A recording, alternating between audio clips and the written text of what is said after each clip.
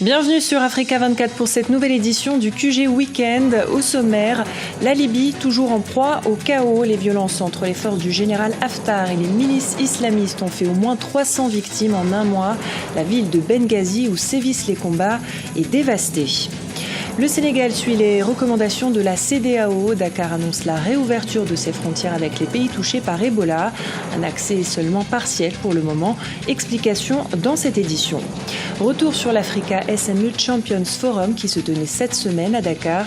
Une feuille de route a été adoptée à l'issue de l'édition.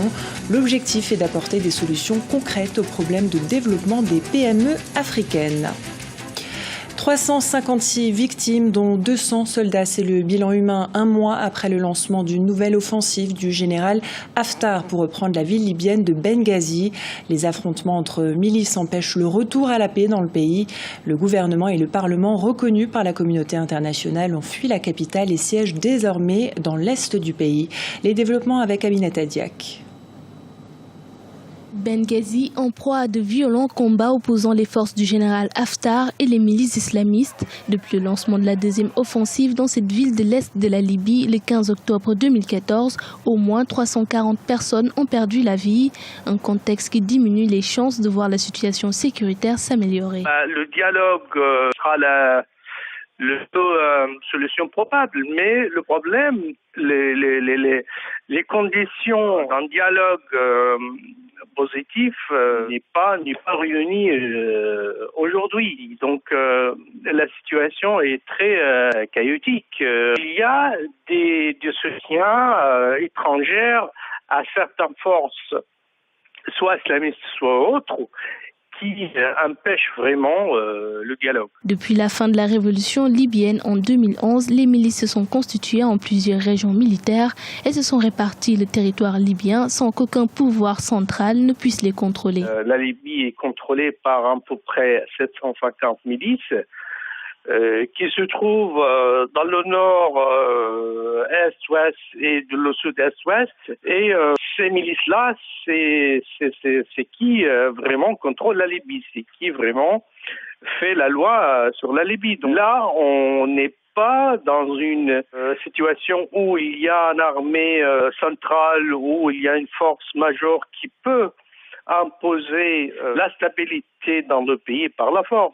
La crise politique et sécuritaire en Libye a atteint un niveau sans précédent. Les affrontements continuent dans plusieurs villes du pays et l'État est au bord de l'effondrement. En juin 2014, un parlement a été élu, mais ce dernier est toujours considéré comme illégitime par les milices islamistes présentes notamment dans la capitale Tripoli. Au Burkina Faso, c'est ce dimanche que la charte de la transition doit être officiellement signée à Ouagadougou. Ce document issu d'un consensus rassemblera les forces de défense et de sécurité, les partis politiques, les autorités religieuses et la société civile. Un président de la transition pourrait également être nommé dès ce soir. Plusieurs personnalités sont évoquées, comme nous l'explique Marina Vanier. Qui sera le président de la transition au Burkina Faso? Alors que la charte de la transition devrait être signée ce dimanche, les prédictions sur l'élu vont bon train. Si pour certains, Monseigneur Paul Ouedraogo, l'archevêque de la deuxième ville du pays Bobo Dioulasso, est l'homme de la situation, d'autres misent sur les journalistes Chérif Sy et Newton Ahmed Bari, farouches opposants de l'ancien pouvoir. Pour l'heure, tout semble présager de la bonne issue de la désignation par le collège électoral composé de 23 membres. L'intervention de l'organisation sous-régionale qu'est la CEDEAO a été très très bénéfique. Pour une fois, nous voyons en Afrique où on ne laisse pas les choses traîner. Il y a eu une intervention rapide de la CEDEAO qui a permis d'apaiser les choses. Par la suite, il y a le point du peuple, si vous voulez, burkinabé, qui est en train de nous démontrer une certaine maturité, un pragmatisme politique qui feront en sorte que, en faisant, participer l'ensemble de la société burkinabé, on arrive à une solution qui soit relativement acceptable par tout le monde et qui va éviter au pays de tomber dans le chaos. Après un report d'une journée pour des raisons techniques et logistiques, la charte de la transition sera signée à Ouagadougou par les forces de défense et de sécurité, les partis politiques, les autorités religieuses et la société civile. Une obligation pour enclencher rapidement le processus de paix dans le pays. C'est une nécessité et un impératif pour le Burkina, dans la mesure où nous savons très bien que le Burkina a joué un rôle relativement important tous ces derniers temps dans les crises de l'Afrique de l'Ouest. Il convient de garder, cette image-là positive du pays, dans un premier temps. Ensuite, conserver la paix interne du pays sur le plan politique et ensuite sur le plan économique. Le président de la transition aura la charge de gérer le Burkina Faso pendant 1 an, tout en organisant les élections en novembre 2015. Sa tâche s'achèvera après la tenue des scrutins présidentiels et législatifs auxquels il ne pourra participer. Le Sénégal annonce la réouverture de ses frontières avec les pays touchés par Ebola. Une ouverture seulement partielle pour le moment qui ne concerne que les frontières maritimes et aériennes. Les autorités sénégalaises ont donc décidé de suivre les recommandations de la CEDEAO. Explication de Graziella Tchakounté. Le Sénégal rouvre ses frontières avec les pays touchés par le virus Ebola.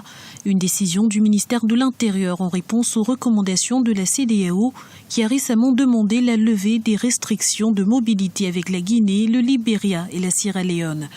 Toutefois, cette ouverture est partielle. Elle ne concerne que les frontières maritimes et aériennes. C'est dans un premier temps cela pour ne pas gâcher les relations bilatérales ou multilatérales qu'il pourrait y avoir entre les États.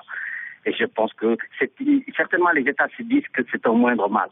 On va ouvrir, on va lâcher du lest pour ne pas fâcher trop nos voisins. Et quelque part, je pense que c'est une demi-mesure que le Sénégal peut prendre là en se disant finalement, on ne va pas fermer hermétiquement les frontières, on va tolérer, comme le font déjà un certain nombre de pays. Reste donc la question épineuse de la frontière terrestre avec la Guinée. Celle-ci reste fermée et ce jusqu'à nouvel ordre. Il faut dire que le dispositif de contrôle dans cette région n'est pas totalement au point.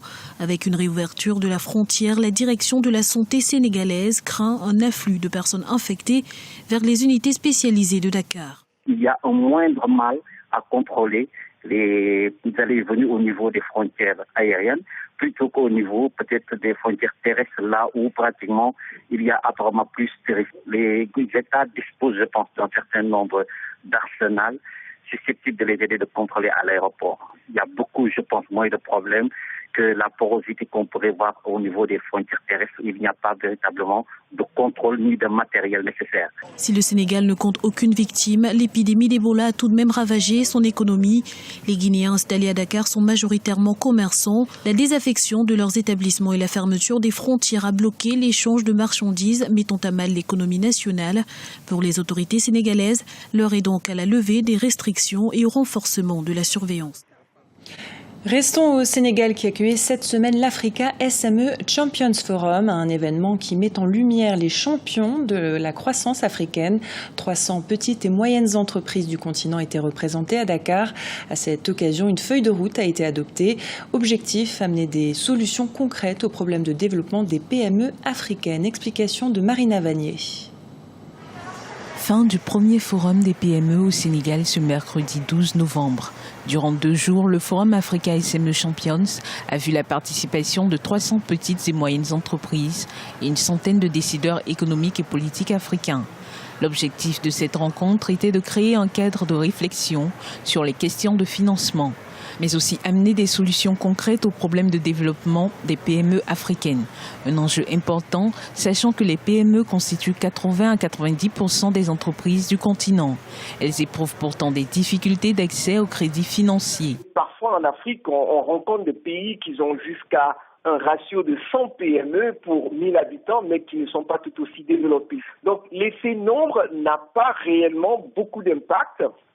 Mais toutefois, il le faut. Il s'agit d'augmenter la production des PME africaines. Et pour cela, il faut que les PME africaines puissent avoir accès au marché africain et puissent se développer en termes de compétences pour pouvoir exporter sur le marché international. Dans cette optique, une feuille de route a été adoptée avec le lancement d'une plateforme dédiée pour répondre aux besoins des PME, mais aussi les mettre en relation avec les institutions partenaires, notamment la Banque africaine de développement. Une nécessité pour ces entreprises en vue d'accroître leur compétitivité. Il y a l'accès à l'électricité, la disponibilité d'une fourniture d'électricité fiable, les finances bien sûr, la politique de sortie de l'informel, la fiscalité, la corruption et la stabilité politique. Donc ce sont les 6 priorités pour pouvoir sortir les PME africaines de leur zone rouge. Plusieurs insuffisances sont décriées par les investisseurs, notamment la faiblesse généralisée des fonds propres et le manque d'organisation des PME. Toutefois, l'entrepreneuriat demeure le facteur clé de développement économique en Afrique. Football avec la 5e journée des éliminatoires de la CAN 2015. Parmi les équipes qualifiées, le Cameroun a décroché son billet pour la Guinée équatoriale qui accueillera la compétition. Ce samedi, les Lions indomptables ont battu la République démocratique du Congo 1-0 dans un match très serré à Yaoundé, correspondance de Narcisse Doumbé. Après 2 échecs successifs en 2012 et 2013, le Cameroun se qualifie pour la prochaine phase finale de la Coupe d'Afrique des Nations de football. Les Lions indomptables ont décroché leur ticket ce samedi à Yaoundé face au Simba de la République démocratique du Congo. C'est l'attaquant du FC Porto, Vincent Aboubakar, qui délivre tout un pays en inscrivant l'unique but du match à la 71e minute. Son 4e dans ces éliminatoires de la CAN. C'est une victoire de la solidarité des joueurs et ensemble avec le staff. Parce que c'est vrai, c'était très très difficile. Il y avait beaucoup de problèmes. Mais sur le terrain et entre nous, on a travaillé très sérieux. Après une décevante Coupe du Monde au Brésil en juin dernier, cette qualification vient sceller la réconciliation entre les Lions indomptables et leur public. Et ici, personne ne souhaite voir ressurgir certains démons du passé.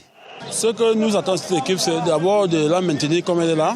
Il ne faut pas que les politiciens s'initient à cette équipe.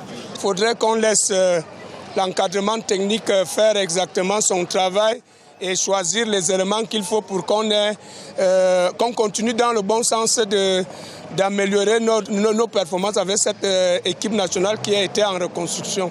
Dans le camp congolais, cette défaite n'est pas synonyme d'élimination. On y croit. Après, je veux dire, comme vous l'avez dit, les chances sont réduites. Vous savez que c'était un match super important aujourd'hui. Mais moi, j'y crois encore. Il y a 2 possibilités. Il y a une possibilité où le Cameroun va gagner le Cameroun va gagner en Côte d'Ivoire. Et nous gagnons contre la Sierra Leone et nous passons 2e. Et il y a toujours la possibilité du meilleur 3e. Dans ce groupe D, la Côte d'Ivoire, grâce à sa victoire 5-1 face à la Sierra Leone, prend une sérieuse option pour la qualification. Mercredi prochain, la 6e et dernière journée permettra de connaître l'ensemble des 15 nations qualifiées issues de ces éliminatoires. Elles rejoindront la Guinée équatoriale, nouveau pays organisateur après le désistement du Maroc. Ce journal a été réalisé par l'ensemble de la rédaction. Nous vous remercions pour votre fidélité. Dans un instant, une nouvelle édition de l'actualité sur Africa 24.